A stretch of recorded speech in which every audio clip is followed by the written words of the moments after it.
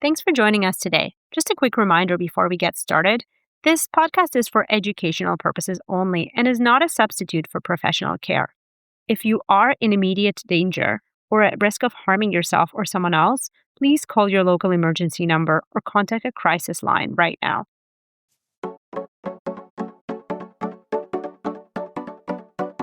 This is the AI Therapy Podcast, where we discuss mindful use of AI for self-help. A consumer insights nerd and a techie are joined by a practicing psychologist to unpack when AI can be helpful, where it shouldn't be used, and best ways to interact with AI to get the support you need. AI Therapy Podcast. Practical tools, real talk, and a mindful take on technology. All right, before we dive in, and we're all very excited to dive in, we thought we should introduce ourselves so our listeners know who the hosts are. I'm Masha. My background is in consumer insights and user behavior. Basically, I study what people do and why they do it. And on this podcast, I'll be the one asking, why are people really using AI and for what? And is it helping, or are we all kind of just trauma dumping into the void, And I'm Herrick. I'm an engineer by education and a technical product manager who loves trying out new tech early on. I love using the technology to make my life easier and more efficient. And I'm going to help try to break down the complicated AI concepts in a way that people actually get it. So I hope to bring you from how does this even work to, ooh, that makes sense. Oh, by the way, I'm also Masha's husband. Hi, folks. I'm Dr. Nate Fuchs, psychologist, and unfortunately for Masha, I'm her older brother. Yeah, we're keeping this all in the family because, we all know that's where all mental health problems stem from, right? We do. So yes, I'm a therapist, I'm a professor, I'm a researcher. I spend my days teaching evidence-based counseling and psychotherapy. And on my nights, when I'm not occupied with my kids, I'm actually doom scrolling AI paper. And on this podcast, I'm hoping to bring the clinical lens.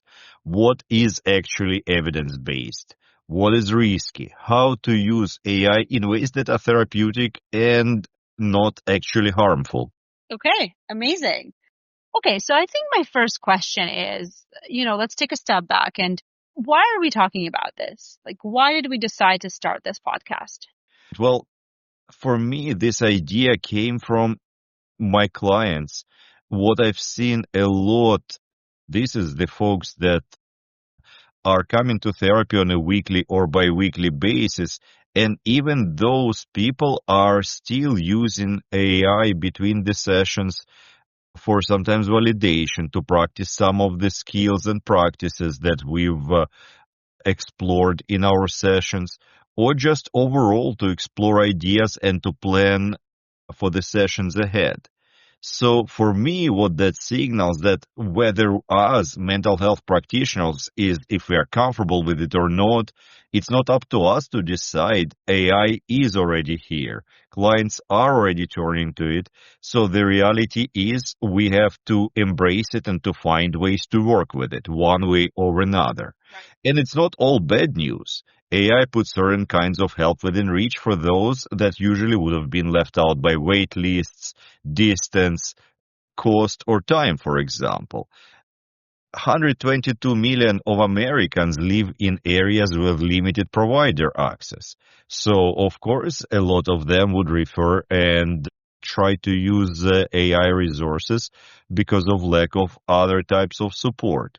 But on the other hand, and this is what sometimes is not understood enough, and that's probably one of the main, if not the main reason why I want to do this, is because it also comes with a lot of serious risks and limitations.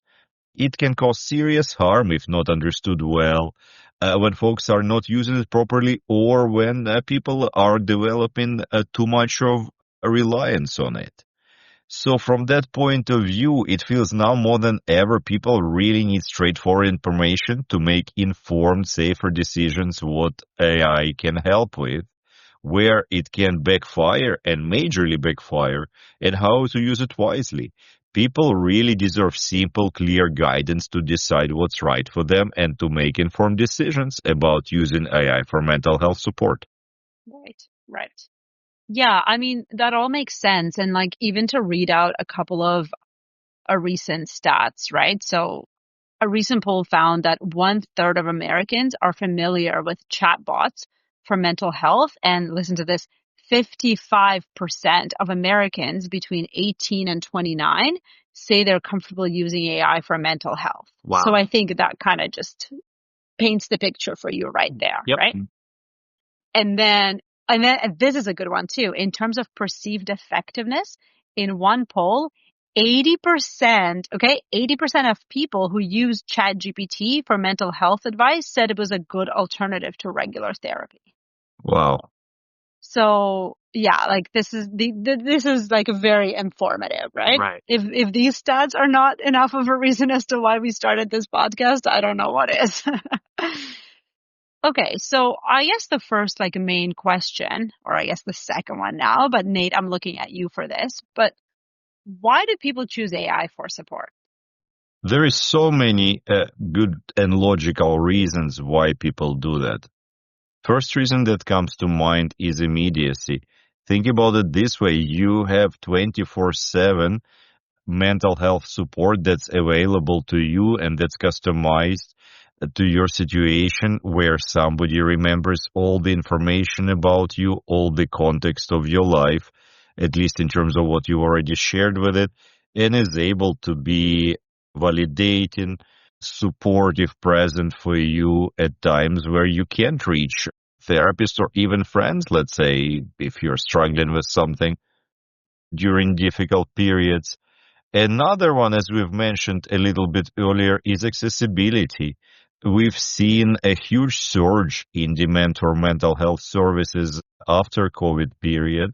So wait lists have been a really big challenge for clients these days. Another issue related to access is cost. Therapy is increasingly more expensive these days, and even for folks that do have insurance covering part of it, is usually still not enough and And quite it's like limited sessions, right? Like what can you get done in 5 sessions? limited sessions, or even for a lot of people, the amount that is covered by the insurance per session does not allow them to pursue therapy on an ongoing basis. It's just out of their reach financially. Another reason is convenience. You don't have to drive anywhere. You don't have to spend a lot of time. You just open an app on your phone and there you go. And another reason that I see with my clients, for example, that as I've mentioned earlier, people even who are actively in therapy using it for help between sessions. Right, which I guess kind of is intuitively makes sense, right? If you're already in therapy, you're kind of gonna want to seek that out in between more. It seems to be the case. It seems to be the case as we are finding out. That makes sense. Here's another one that comes to mind. I don't know how true this is, but I would imagine a lot of people would also be using it for asking questions that they might not feel comfortable asking to a live person, to avoid feelings of being judged or embarrassed. Yeah, I mean, I think it could be, because even with the flesh and blood therapists, for a lot of folks, it takes a lot of time and effort and vulnerability to build the therapeutic alliance and to feel safe and comfortable and not to fear being judged, to ask some of the questions. Well, we are used to feel protected behind the screens of our laptops or phones, where we feel if we sort of block our IP and don't register our profile in any possible way, we will probably not be identifiable.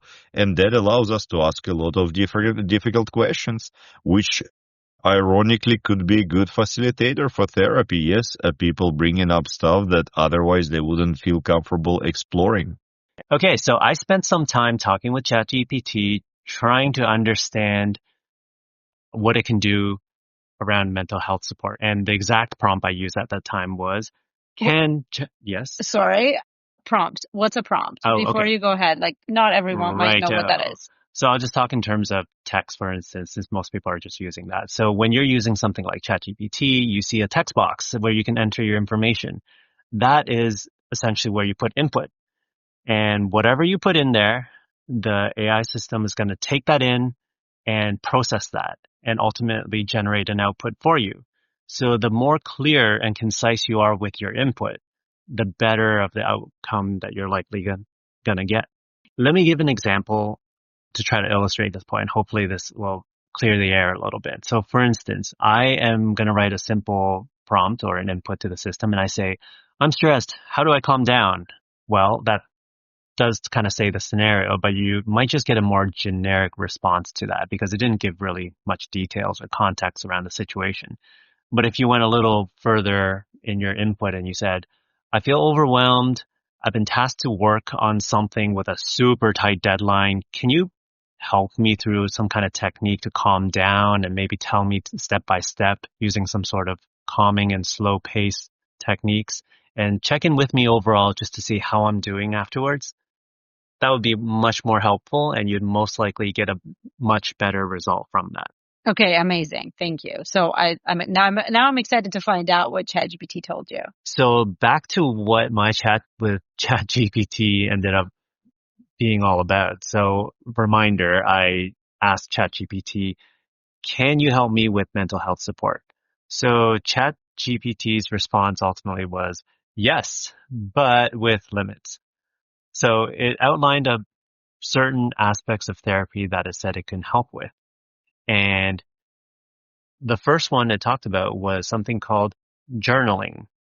And it described it as structured, reflective practice where you write down thoughts, emotions, and experiences to increase self-awareness and support emotional regulation. The second one was psychoeducation. Ooh. I don't know what that is, but let's learn. Explaining how anxiety, depression, stress, or relationship works, but in clear terms. Okay. And then there were two more. And like maybe when we finish, Nate, you let us know your POV on how accurate these were, how well. Sounds good. Sounds good. Sounds pretty good so far. Okay, so two more. Skill building, guiding you through techniques from CBT, mindfulness, or ACT. Okay, getting lost right there. Like grounding, reframing, or acceptance exercises. Nate, I'm going to pull you in right here for this one. Right. So just to elaborate what all of those terms stand for. So the first one is CBT. This is probably one of the most known to folks these days. CBT stands for cognitive behavioral therapy. And later on in this podcast, we will go a lot into elaborating on each of these approaches and which techniques from each might work better. Another abbreviation you used, you pronounced it as ACT.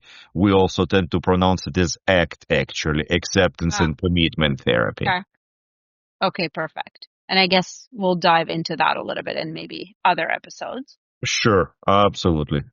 And then the last one was motivational support. So encouraging healthy habits and helping you plan achievable goals. So that kind of makes sense. Did that sound good to you? Yeah, to me that sounds like great descriptions. And these are probably some of the safer exercises and ways to use AI for mental health support. While each one of those can be very powerful, and we can probably spend a whole session on just each one of those options. Well, this is actually a perfect wrap up for this episode because that's exactly what we're going to be doing in episode 2. We will go in depth on how to use AI for journaling. We'll discuss the use cases, and most importantly, we'll spend time talking about how to get started with journaling and how to write a thoughtful and an effective prompt. Please leave us comments about how you use AI for self-help or any challenges you face with it, or feel free to reach out directly with your thoughts or questions or suggestions for future episodes at aitherapypodcast@empiricalwisdom.ca. Please note this episode was recorded in December 2025. AI is moving at an incredibly fast pace, so we wanted to timestamp this conversation as some of the content may not reflect the current state of technology. Thanks for joining us today. Just a quick reminder before you go, this episode is educational and not a substitute for professional care. And listening does not create a therapist-client relationship. If you are in immediate danger or at risk of harming yourself or someone else, call your local emergency number or contact a crisis line right away. All right, we'll see you in the next episode.